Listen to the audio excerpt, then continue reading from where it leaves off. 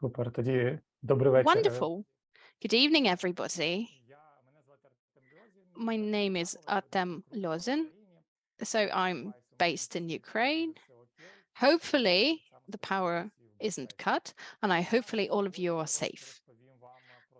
My presentation will focus on our experience of launching a product, the path we have traversed, and what are the milestones to focus on. In case you will be developing your own solutions, what should you focus on in that case? I do not see the chat, but I'll have a look at the questions at the end. I'll be happy to take them. The project name is Druh, or friend in Ukrainian. The aim is to support mental health for Ukrainians. It's available as a Telegram bot. It's available in Ukrainian, English, and Russian. But Ukrainian is the key language, and it's adapted for the needs of the Ukrainian language specifically. Any Ukrainian has faced the before and after the war. Before the war, our bot was aimed at mentally support people who have had COVID, and this is what the inception of this project was. So we gradually developed our bot, we were growing our network, and we had over 20,000 users. We did our R&D of the possible avenues of development of this bot. We were not in a hurry. We developed new techniques, and we wanted to do some research and see how Telegram works specifically, how people engage with Telegram, how we can help. And then the war broke out. We rebooted the project extremely fast. We attracted 60,000 new users, brand new people. We launched a WhatsApp chatbot as well, and we rebooted the project altogether. You can see the roadmap here for us, the timeline. So you see, 2 days into the war, we rebooted the system. We were fortunate that we had a digital intervention related to mental health, and it was tree-shaped. Thanks to the existing digital solutions, there are plenty of them in place. So anyone, even without programming skills, can create a digital bot and can be of help to the users in this way. I have created this system based on no code, and it took me a couple of days. But there is a drawback to these systems. They aren't cost effective. They cost a lot, and their cost is calculated based on the number of each users. Initially, we had about 50,000 users, and that meant we need to have enterprise solution, and we would have to pay way too much as subscription. That's why a bit later we returned to our own platform. Initially, we were struggling to find the personnel, but when we were back on our platform, we need to understand what is the impact of the product. We needed more analytical work to be done. Not all the systems, unfortunately, have this analytic function. So if you need to validate something quickly, low-cost systems are the way to go. Feel free to use them, but then you need to upscale them to different solutions, and these solutions will cost more. There was another milestone. Some promotion was done, and we attracted new users. During all summer, we looked at how people are using our service. We interviewed the users. So we talked to the people, we asked questions, we tracked how exactly are they using our service, things they like, things they don't like, and we tried to take that into account, and then we launched our second version in September. How was it different? In September, we added more interventions. So not only emergency psychological aid, but we provided a choice to the user. There were other interventions available. Our next innovation, communication became more convenient, because the feedback we got from the first version was, it's as if I'm talking to Wikipedia. You do need to take into account, you have a person talking, so to say, to a digital product. People want more empathy from the other side. We relaunched the bot. We created a somewhat different character, and we took the product to the next level. Currently, we are analyzing the work of our product. How exactly is it helping, and where it is helping? And I'll expand on that a bit later. We launched our WhatsApp bot, and we're planning to start with the promo. I'll also expand on WhatsApp a bit later. So this is the result of the relaunched. At the top, you can see the so-called friend or druh, but now he has more emotions. He can be more empathetic. If the person is saying, I feel down, the bot is saying, oh, I can see that. I feel down as well. So the reply isn't, okay, what's next? Okay, what's next? The bot is responding empathetically. And there are many options. The bot can be either supportive or sympathetic or empathetic. So this is the result of relaunch. Now, some data. 60,000 users, engagement rate. For version 1 was 54%. There was a significant increase for the second version. Now, how do you calculate this data? This isn't easy. You could count applications or websites, but it's difficult to make these calculations for bot because it's just a dialogue. The more interaction, the longer the chain. Therefore, we pondered what would be the most important metric for our product.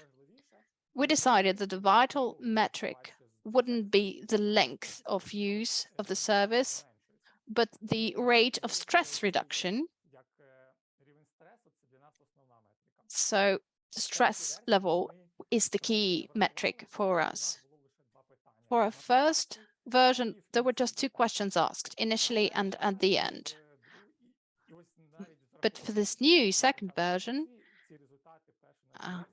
and still, we see that our bot reduces stress by 20%. Now, when the version 2 was launched, we asked these questions more frequently after each exercise so that we can evaluate not just the service, but we could also evaluate separate exercise. And we also added another option. I didn't do that exercise, so we can exclude the users. And then there's a question, why didn't you use this exercise? Doesn't it make sense? Where's the instructions unclear, etc., etc. We use this data for further analysis. The response we're getting, it's good. So it's 86% rate. People who are saying that they're very happy with their bot. I think it's a great job for us. Now, this is the new version. And when the dialogue starts, one of the first questions is, and in the past, the bot would say and would ask frequently, like, what's your mood? How are you feeling? So it would last a couple of days, a follow-up, so to say, a couple of days after its intervention. This chart shows the impact of the number of people on the stats. The left part of the graph doesn't really allow for making any conclusions because there's a lot of noise. But beginning from October the 6th, there was an increase in the number of users. They started reporting their mood. And the chart shows better trends now. For example, October 15th, with massive missile attacks, you can see the peak. people replying they're in a bad mood. And then there is a set of stress questions, and you can see the stress rates soaring. Therefore, you can map the events against the chart of people's moods and look for trends. Data protection, I was asked to include this section, and it's really important. Our interviews, the interviews that we have received from our users, and the users underscored anonymity. Therefore, anonymity is our top priority at the moment. We work with Telegram, and we get automatic data from Telegram, such as pictures of the user. But this is we refused from collecting all this data. We don't collect photos, telephone numbers, birthdays, etc. So we only have a unique Telegram ID, and you cannot trace the person and identify a person using this. We only ask them for their nickname, and we see feedback that we need to explain to people why we're addressing them by their nickname. But nobody reads the policies, they automatically accept it, and then they're surprised. Therefore, it's worth repeating how you're collecting the data, what's the aim, because they're going to have less questions in the future.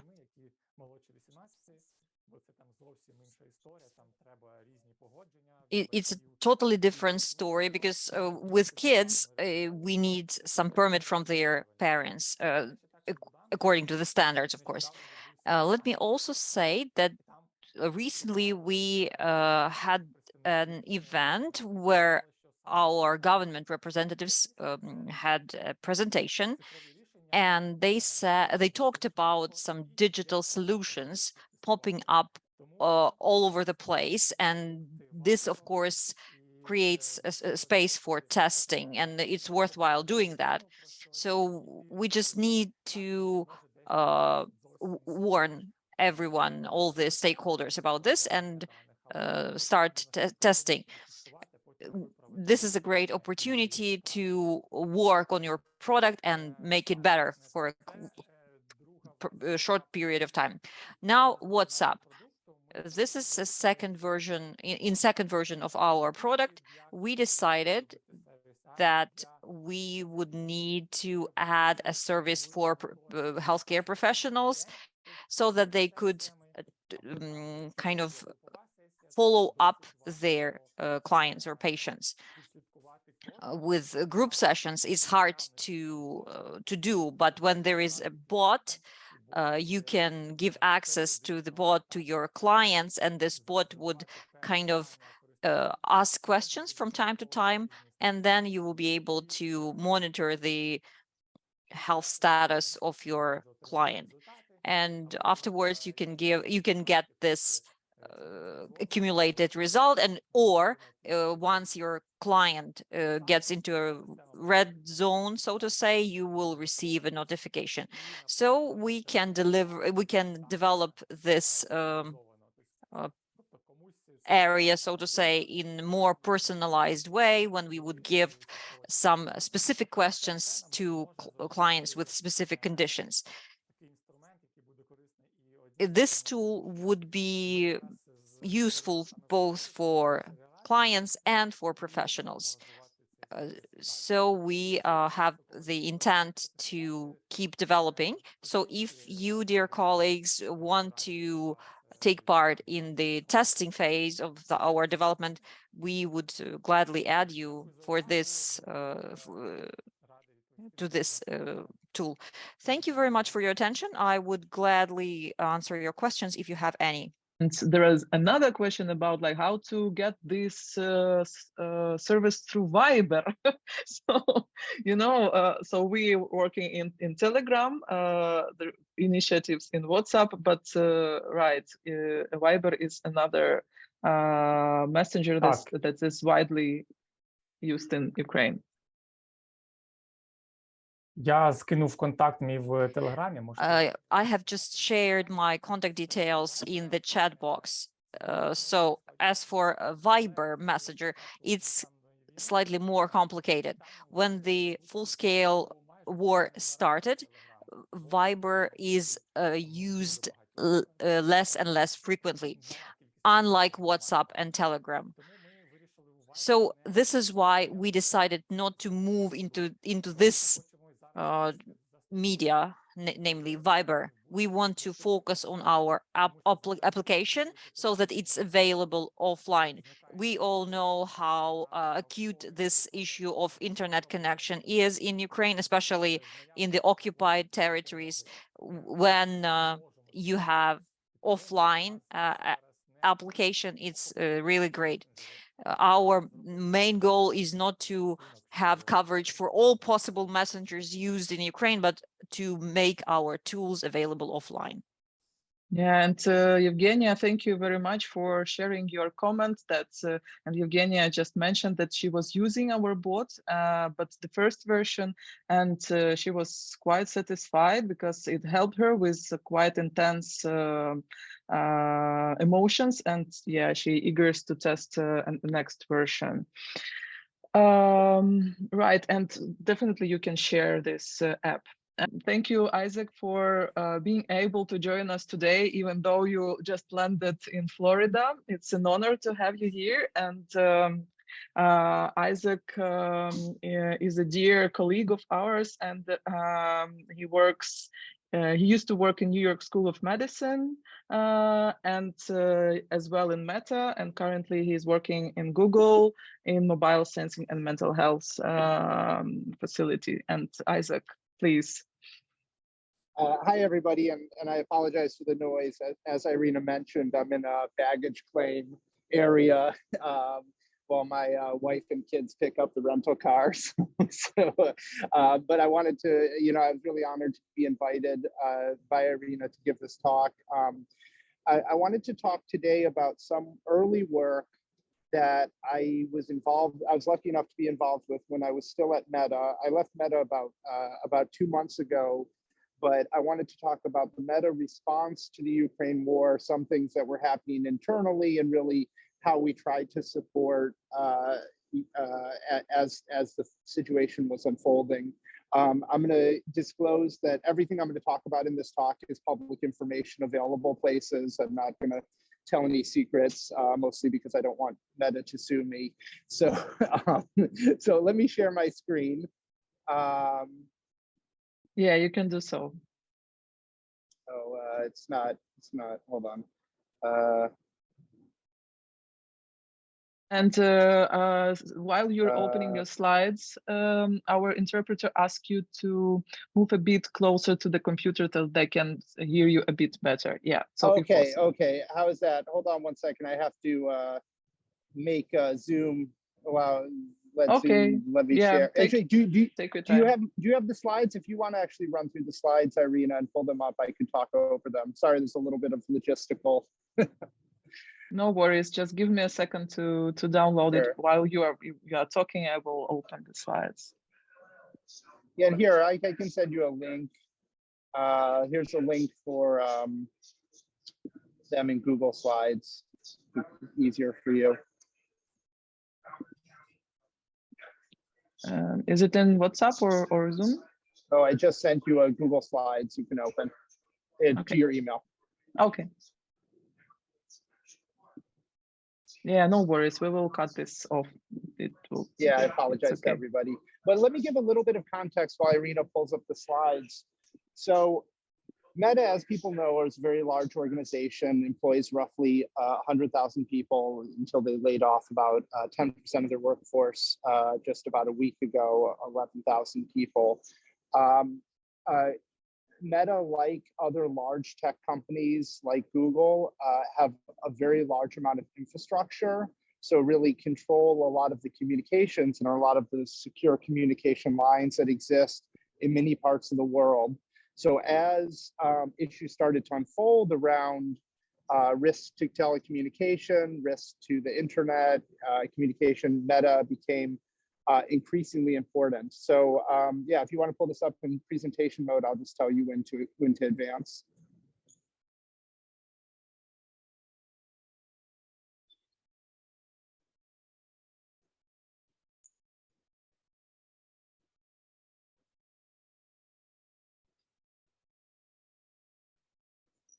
So I chose this cute title, Hacking the Ukraine War, and I'll explain what I meant by that in a moment. If you advance to the next slide, I'll just disclose that I have equity in Meta. This is probably a relatively positive talk about working at Meta. I do have shares in Meta, and I also have shares in Google.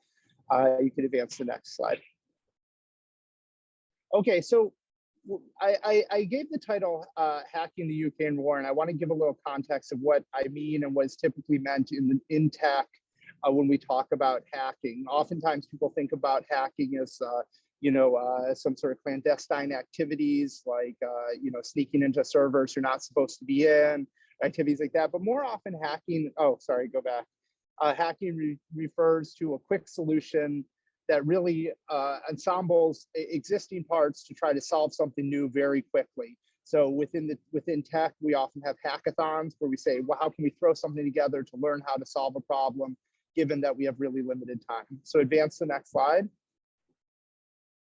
So I wanted to just give a little bit of a timeline of Meta's response to the outbreak of the Ukraine war. So the Ukraine war broke out, as people know, February 20th, 2022. And by the time I was on my email first thing in the morning, there was already a task force of employees, hundreds of employees working to understand what's happening in Ukraine, what are the potential opportunities for us to be of help. Meta employs a large number of people in Ukraine and in that region. So there was instantly questions about how do we protect employees and their families? How do we protect the servers and communication lines from external attacks? So we didn't know what Russia's intentions were with regard to telecommunication, with regard to electricity. We assumed they were not good. How do we protect those lines of communication that millions of people were dependent on? How do we identify and remove propaganda very quickly? So there's lots of salacious materials that Meta screens out algorithmically. Overnight, the communications changed and were different. So the ability to algorithmically remove information was really very limited. It was also coming from many different directions. So there were known Russian troll farms, but propaganda was flooding in from Belarus, from other areas that were allied with Russia. And we're coming through all sorts of organic voices that were not specifically people generating propaganda. How do we protect communications? So people were rapidly flooding onto Meta's platforms, both Facebook groups to communicate with each other, WhatsApp. How do we best protect those communications, both not revealing communications in case people are captured and making sure that those don't come down? How can we change community standards? So Meta, Facebook has community standards around what you can post on its platform, specifically around violence. But having community standards where people couldn't talk about war or violence when that was literally the only thing going on seemed to be, closer to censorship at that point than being facilitatory. So how do we actually change a very large company's standards around what people are allowed to do on their platform so that those kind of communications are protected? And how do we activate and protect fundraising routes? So the Facebook platform is the largest small donor fundraising tool in the world, which has an enormous amount of power for individuals to activate fundraising and raise money. Also introduces a lot of opportunities for fraud and risk that discourage fundraising. So how do we really appropriately manage that process so that in effect, fundraising can go forward at a really important time? We declared our external support for the Ukraine war very quickly. It's very odd and irregular for a large company of any kind to be partisan in a war, but the Meta decided very early on, in large part because of their employment base, that they would specifically side with the Ukrainian government against Russia. and pulled out of the Ukrainian, pulled out of Russia very quickly. At a pretty substantial cost to the company, about 1% of their revenue comes from Russia. We rapidly proposed a mental health strategy around what we could do, and I'll explain a little bit about that, and quickly engaged with experts, many colleagues of mine. This is when I reached out to Irina, and I got to meet Artem and learn about the efforts that they were making, and also a large number of experts that Irina and I are in regular contact with, which I'll talk about in a moment. And then rapidly, how do we engage dissemination of information and really build partner engagement were our goals. So can you advance to the next slide? So there were some immediate risks that I want to be clear that we didn't have a great strategy to start with. As I said, this was unfolding in real time, and there were some learnings that Meta had from previous disasters. So Meta does a lot in context of large natural disasters. How do people communicate? How do people receive resources?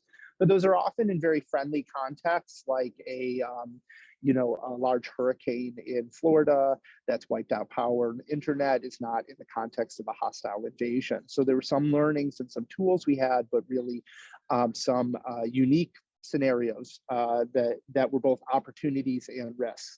So number one was state-sponsored hacking of large-scale communication and power infrastructure. So really specifically, how could they take down infrastructure and prevent people from communicating with each other? This was an important role that Meta could play because in that region, we had some of the most secure telecommunication channels, while government channels were really at much more risk and much more vulnerable. Two, state-sponsored propaganda or other types of propaganda. How do we manage that? And that took a lot of different forms that introduced a lot of danger and risk for people in Ukraine.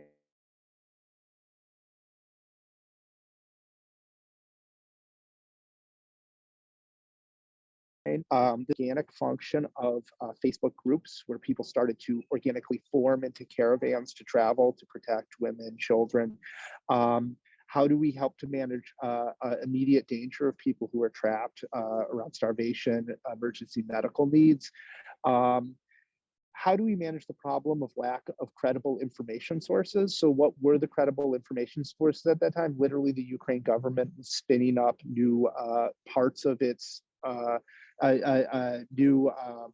new centers to manage information, to communicate. And so who were the credible sources? How can they be connected was very unclear, especially very early on in the war. And confusion that was really sowed in part by the Russian government and in part sowed by the lack of communication that really led to increased inaction and increased danger. So people not knowing where to go, really resulting in them staying in dangerous places, which I'll mention in a moment, was really a goal of the Russian government. You move to the next slide, Irina.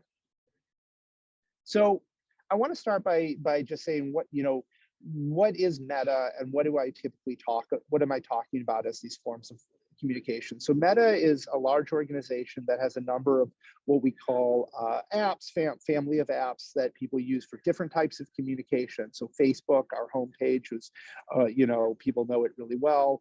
Messenger, which is a form of communication through Facebook.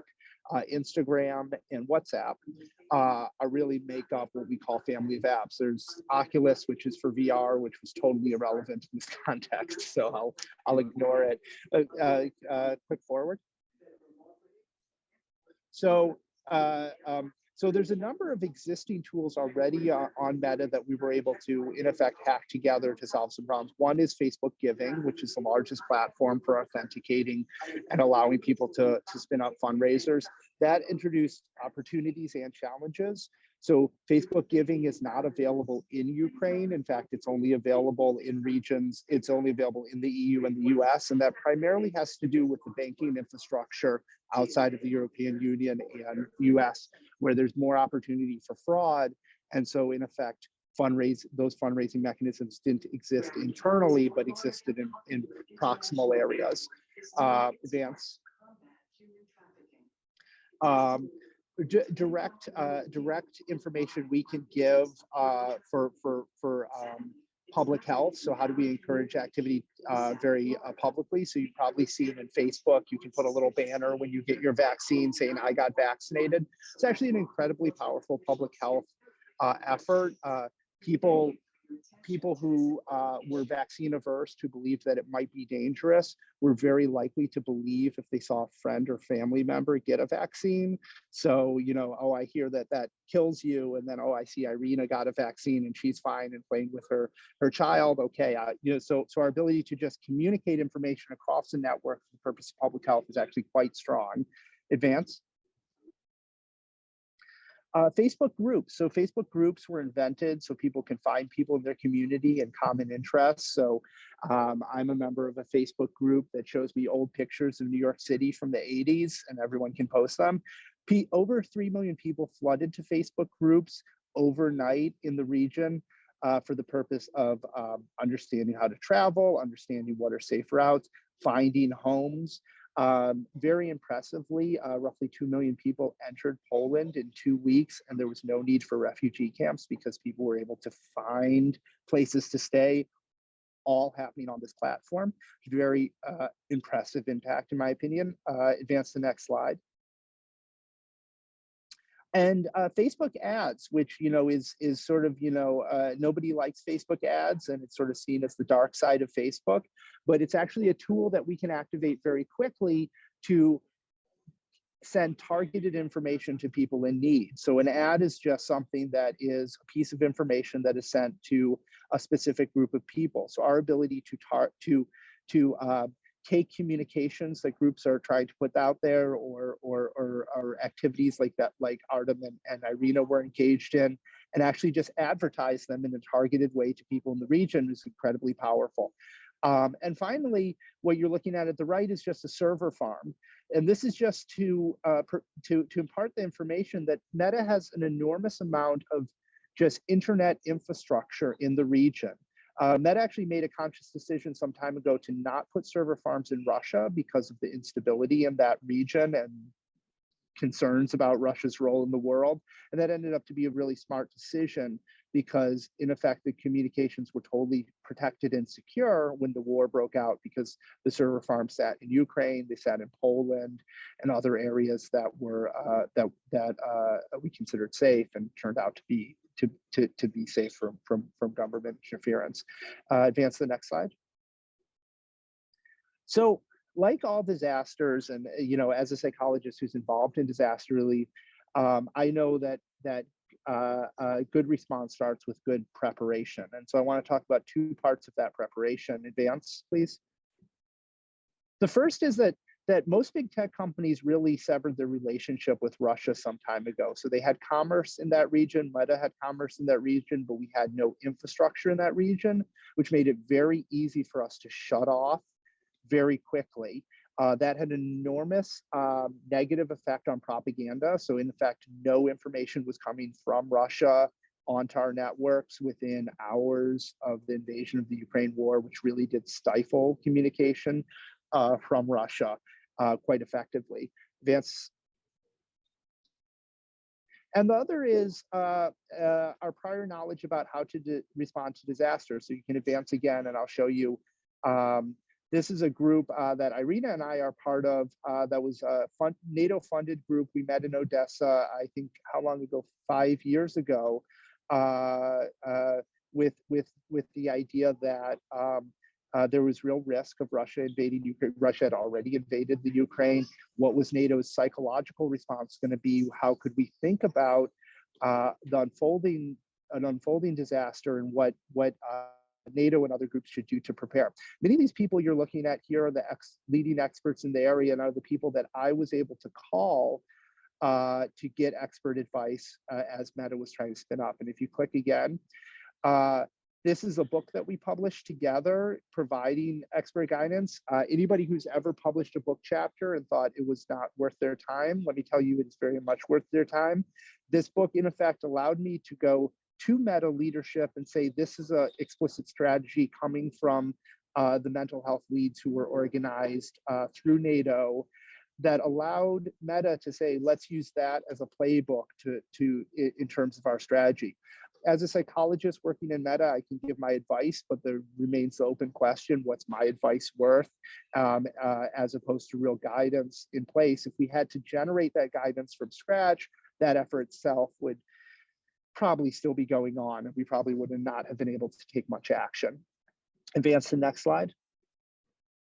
So the war in Ukraine actually presented with a very unique scenario for Meta, and really just generally, that really had an effect on the outcome of the war. So one thing that was very clear very early on is that the Ukraine population is a highly tech literate society, and is used to using public and private communications. There's a high level of technological infrastructure that can be utilized, of large scale e-commerce. So people are comfortable with e-commerce in that region, which really allowed for a lot of money to transfer and a lot of things to happen quickly. And there's a highly educated embedded tech sector in Ukraine that we were able to work very directly with. Many are Meta and Google employees, but many are not. And really, one way that we were able to think about the outbreak of the war is, the first moments of the war when the president of Ukraine made his famous announcement, very similar to how we would think about an influencer who is really able to activate a sentiment very quickly and really push an attitude that really affects how everybody responds. And we became very aware very early on, and I can't talk too much about what direct support we gave in this area, but it was very clear that by promoting the president and his wife, as much the way we promote influencers, we could allow them to spread a message and really actually influence the course of the war through social media. And I put in this tweet just because it's very rare for Meta to be ever thanked by anyone, in a context like this. So advance to the next slide. So I want to talk briefly about the types of propaganda that we were viewing, and it had different flavors. Many of you probably saw lots of propaganda, so it's not going to be nothing fresh. But there really sort of two types of propagandas that we were observing. One was targeted at people in Ukraine, and one was targeted at people outside of Ukraine. The propaganda that was coming to people in Ukraine very early in the war primarily focused on disinformation about travel. So there were a lot of safe ways to enter other countries and a lot of routes that were being opened up. There was a large amount of propaganda saying, don't try to go to Poland, they're sending people back. If you go to, if you go to Romania, they're attacking people. A lot of just disinformation that really was intended to demoralize people and get them to stay in place. On the other side, we had propaganda that was really targeted at discouraging support and equivocating the war in Ukraine. I like to put up these slides because this is actually, in America, we tend to think about propaganda as something that targets people on the right. This is really propaganda that targeted people on the left to try to equivocate the war in Ukraine with other wars that were happening. So why support people in Ukraine when we don't support people in Palestine? Why engage in Ukraine when there's a war in Syria?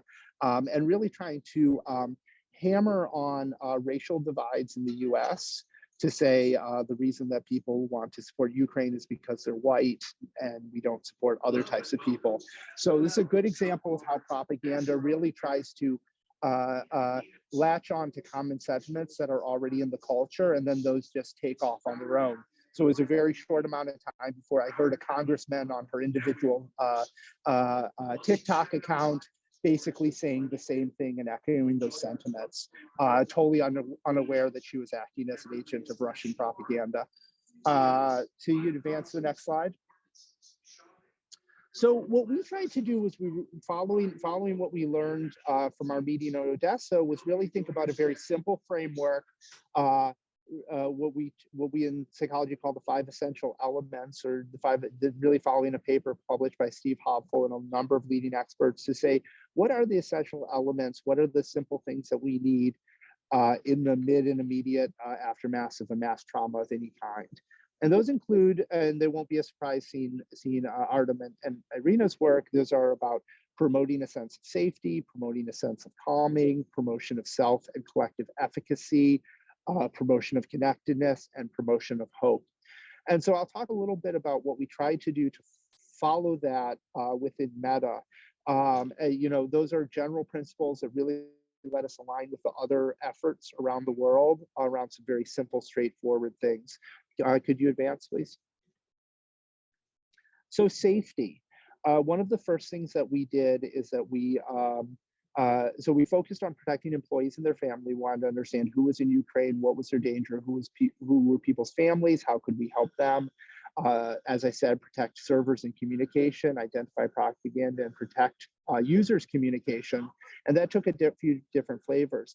First thing that we really attempted to do, and we did this in collaboration with the Ukraine government, was to build what we call the Ukraine Hub, which was a place on WhatsApp and I think the Facebook homepage where you could, it was a one-stop shop where you could click to get information that was vetted with the Ukraine government and other NGO partners about where to find safety, where to find food, any other types of, where to travel, any other types of communications, really specifically focused at that initial, what is safe and secure information that's been vetted and is coming from the government or other trusted partners. So really a one-stop shop that you can find on our web pages. Advance the next slide. End-to-end encryption. So when the Ukraine war broke out, WhatsApp was, so end-to-end encryption, what that refers to is I send a message and the only person who sees it is the person I'm sending it to. That data doesn't go anywhere. It is protected. We had started to roll out those kind of services in WhatsApp and in Facebook Messenger in other parts of the world prior to the Ukraine war because people were interested in their privacy, but it became essential as the war broke out, as we were learning that Russian soldiers were grabbing people's phones, looking at their messages to understand what their alliances were, putting people at very significant risk very quickly. So we pushed end-to-end encryption very quickly so that people's messages and their communications on social media would be protected and could not be accessed directly. Advance the next slide. Calming. So we really thought about how do we promote expert methods through real community voices. So it is not useful or interesting to post a 10-page guidance from a psychologist on a Facebook group. We had actually a lot of organic efforts internally, like that of Artem and Irina, that we really want to understand how do we promote those. And also we had millions of people who were working as first responders who were organizing in groups, and we had an enormous amount of back-end support for, you have somebody who's never facilitated a group before, and all of a sudden there's 2 million people coordinating rescue efforts. How do you manage community standards? How do you manage the safety of those people who are communicating? We work directly with those group facilitators to make sure that those group communications were safe, were followed guidelines, but were in the voice of those leaders instead of in the voice of some psychologist in that are writing things down. So we spent a lot of time trying to identify lay leaders or leaders from the community. That's when we really started to interact with Irina. I'm really glad actually to hear that the work with WhatsApp was able to move forward. It's a good example of something where we just literally are trying to connect the dots and see if we can get resources where needed. And as you can hear, I think these guys have been working hard at that actually for months, even after I've left Meta. Advance the next slide. Connectedness. So we really wanted to promote groups and moderators who were helping people connect loved ones, helping people find shelter and necessities, but also people who wanted to give words of support and make people comfortable. So here's an example from a Facebook group of just a guard, I think, at the Romanian border, just trying to do an action to make children feel comfortable as they cross the border. It's actually a very common activity, but those images allowed people to feel comfortable traveling, felt like they had somewhere safe to go. and ended up being very powerful in terms of really organic development. If you advance it to the next slide, I'll give another example. So what you're looking at in the middle is actually, this was one of the greatest fundraisers I saw. It was in Romania. It was by the Romanian Tourist Bureau, and it was called Don't Worry, See Castles. And it was just an action that they developed for children as they entered Romania. People were very, obviously very upset, very scared. And so what they decided to do was organize buses and organize tours of castles for refugee children and their mothers. There's, as you guys know, there was a lot of just women with children who were entering very much on their own. And the idea was just to introduce them to Romanian culture and make them feel comfortable. We were able to, on our end, promote those as ads, get fundraising behind those efforts because they weren't in Ukraine, and really think about how do we fund those trips and really fund it so it's somewhat sustainable. On the left is an image that became the type of image that became very popular on our platform. Oh, sorry, go back. Of people with guns and people moving supplies throughout the Ukraine. We had an enormous amount of coordination of both the official military and paramilitary activities on our platform, and it's a good example of how we had to change our community standards very quickly. This is the type of image that if it popped up in the US would be taken down immediately through algorithms. In fact, we would see those guns, those weapons, and it would just automatically be removed. We wanted to allow that because both we wanted to allow organic communications that were important for the war and allow the culture to promote what it wanted to promote at that time, which was really about action against the Russian government and how to protect people. So we really did those kind of actions. We changed our community standards quickly. We promoted fundraising, provided ad credits. We promoted and protective active voices of resistance. So there's a lot of individuals like journalists and others who were automatically taken down. We literally internally just generated lists. I think Irina sent me the names of a couple of people, but really it was as ad hoc as that. Who's being deplatformed? How can we get them back on the platform? And in fact, how can we promote their voice once we know that they're important? And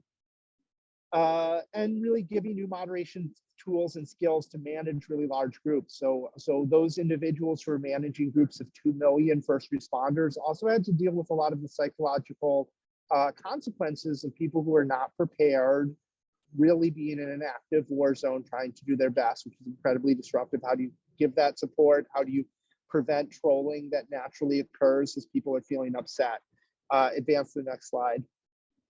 This is really where I wanted to end. We really simplified the fundraising process in the region. We did trainings, public trainings on just how to use fundraising tools so that small groups and who had never used our tools, who were just starting fundraising with good intentions, could act very efficiently and raise money, could get the maximum reach.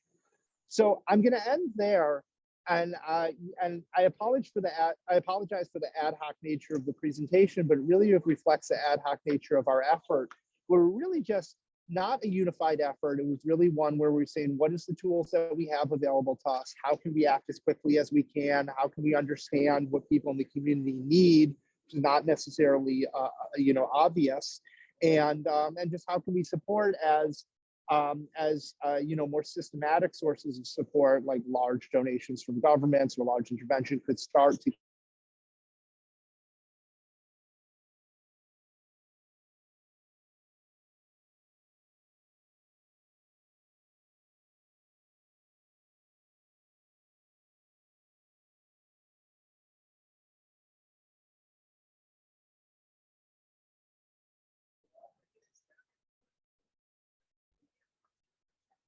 Sorry, I've lost my internet connection for a second. First, yeah, I can imagine we have a lot of comments and questions, but first let me thank you, Isaac, for this great presentation. I was reflecting all the time. I have 2 pages of notes.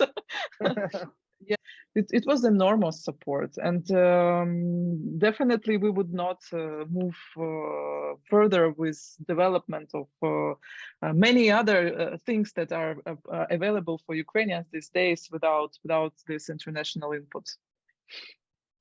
And one thing you didn't mention, usually I use Facebook ads, and you know, it's 10 times lower price than it used to be before the war. So basically I can promote our hot topics just like $5, spending $5 instead of 50. Yeah, another important. Yeah, you know, so that was really important, because our ads engine really allows us to get information out in a very, I mean, for better or for worse, we have very good, Meta has very good targeted advertising. So it's very effective. And within Meta itself, every employee gets $200 they can donate in ads. And so even just internally, people pooling their money and their donations that we have available at any time and really targeting it at. So internally, we could say, who is it that we want to all send this money to, which just results in an enormous amount of support. And as you're saying, in a region where advertising, we keep the price very low. Yeah. And I will open this floor to questions or comments from our audience. And Artem, sorry for interrupting you, please.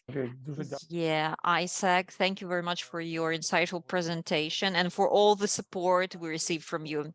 Now I'd like to ask you about non-commercial organizations. I know that Google has this function.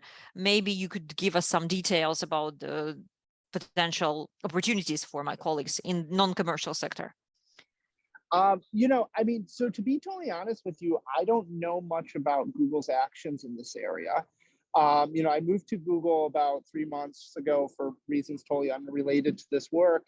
And Google also had a really significant action at the time of the Ukraine war. They had different problems that they were dealing with, some very similar. And the truth is, I don't know much about what their efforts are in this area to date. We similarly have fundraising. So as an employee, I have $400 I can give at Google. It's the difference between Meta. And of course, we have a lot of infrastructure to support, and we have relationships with a lot of non-governmental organizations. But to be honest with you, on the Meta side, at least, those established relationships with WHO or UNICEF were much less powerful at the time than really the local relationships. They also were just sort of trying to figure out what to do, and they had some support to give, but some of it was very clunky, which some of you may remember. You know, so I think similarly, Google has those types of relationships. I think things are a lot less ad hoc than they were, where literally I was saying, oh, hey, you know, Artem and Irina are doing something great. Let's team up with them, you know. So I think that, you know, like everything, these things have become more systematized and structured, for better or for worse, you know, as the war progresses.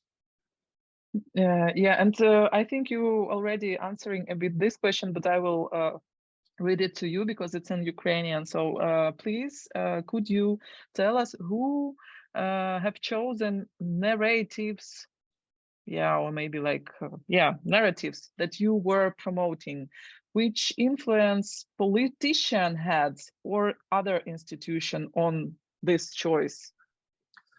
Yeah, so this is a really, you know, tricky question. So Meta has direct relationships with the government of Ukraine.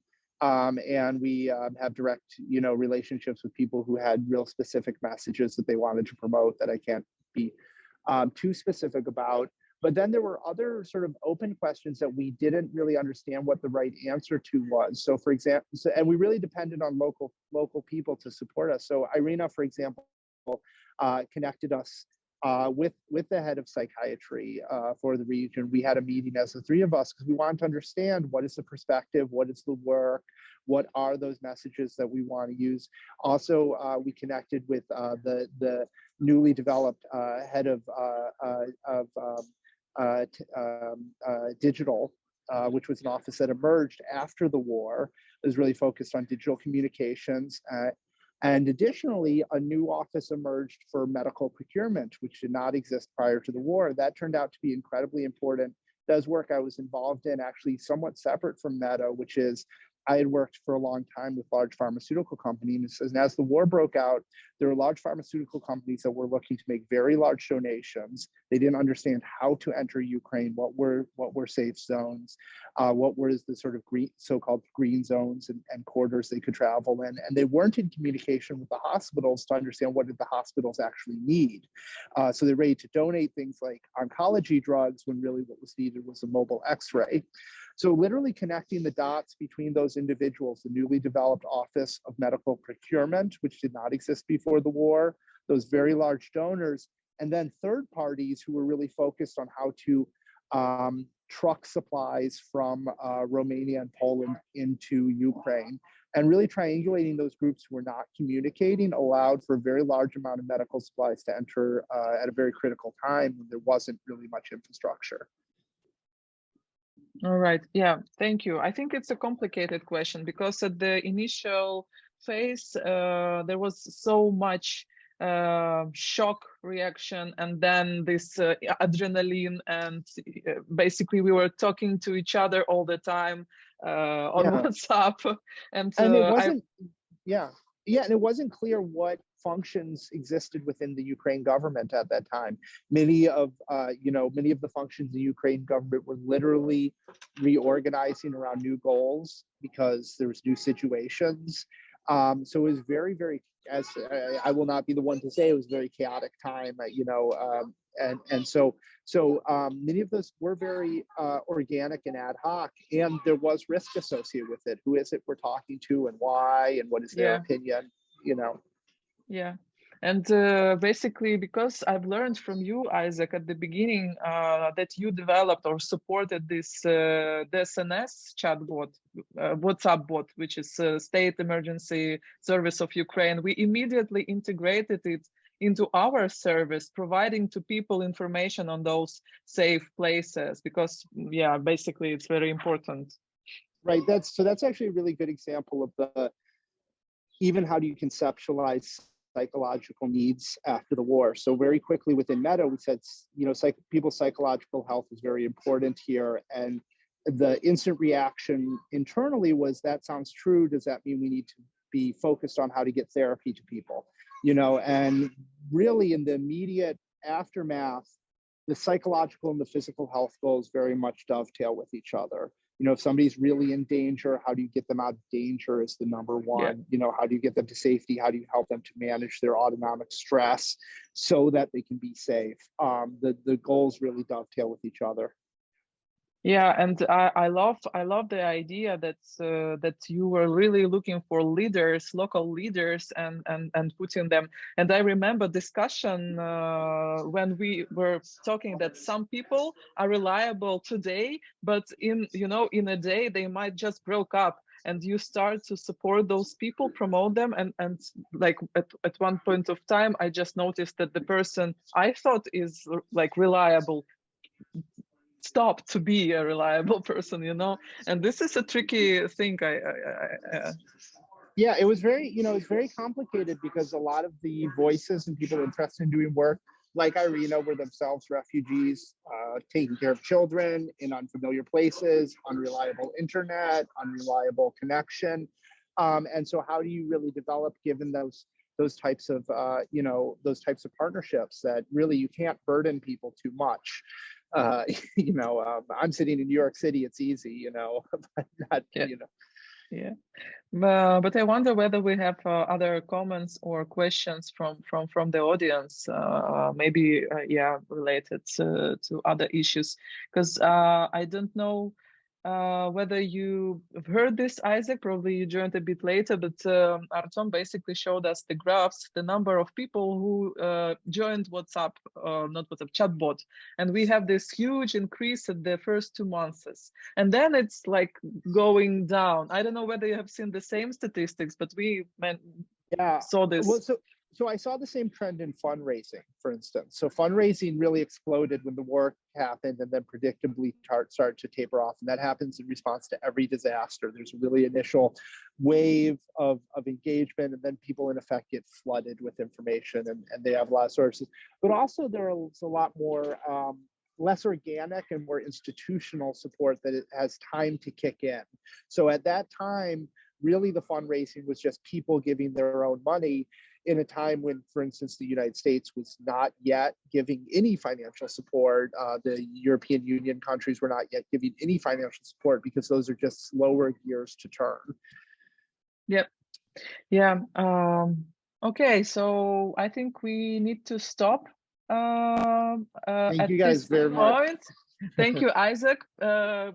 I hope it's beginning of your vacation or like your. Oh no, I'm going to a conference. I got to give a talk. Okay. Thank you very much, It's like... Irina. Thank you very much, Artem. It's very nice to see you again. Please allow me, Irina. This is Eric. Please allow me. Please allow me. I couldn't join in earlier, but please allow me to send my appreciation to Artyom and to Isaac for doing what they did tonight. Yeah, of course. I'm very happy to support in any way. Yeah, thank you very much, and we're looking forward to another meetings. We have some plans. and through Irina, feel free to reach out to me if anybody has any further questions. I'm definitely available. She has my contact information.